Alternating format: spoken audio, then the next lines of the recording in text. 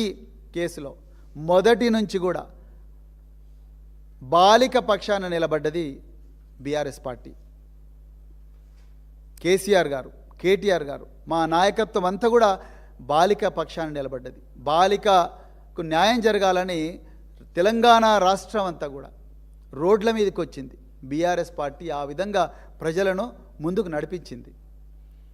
బాలికను అఘాయిత్యం చేసిన భగీరథను కాపాడాలని అహోరాత్రులు కష్టపడ్డది రేవంత్ రెడ్డి.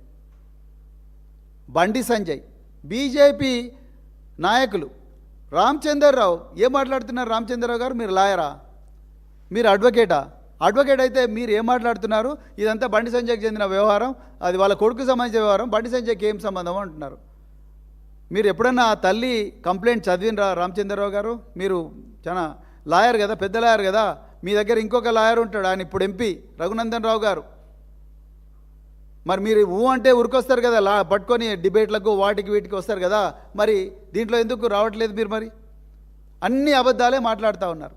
ఎక్కడ పోయిన మీ మహిళా నాయకురాలు, ఎక్కడ పోయిన మీ రచనారెడ్డి గారు? ఆమె కూడా పేరు మోసిన లాయర్ కదా.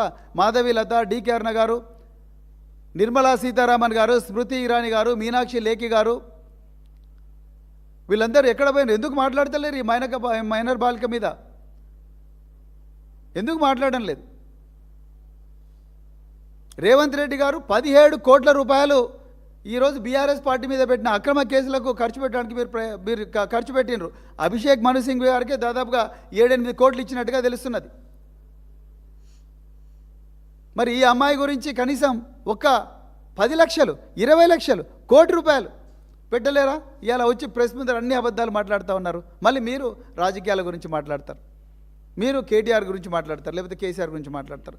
ఏ మాత్రం అర్హత లేదు. తెలంగాణ ప్రజలారా, ఈ రాష్ట్ర ముఖ్యమంత్రి, ఈ హోంమంత్రి ఉన్నంత వరకు మహిళలకు భద్రత లేదు, మైనర్ బాలికలకు భద్రత లేదు. అందుకొరకే ఒళ్ళంతా కళ్ళు పెట్టుకొని నిరంతరం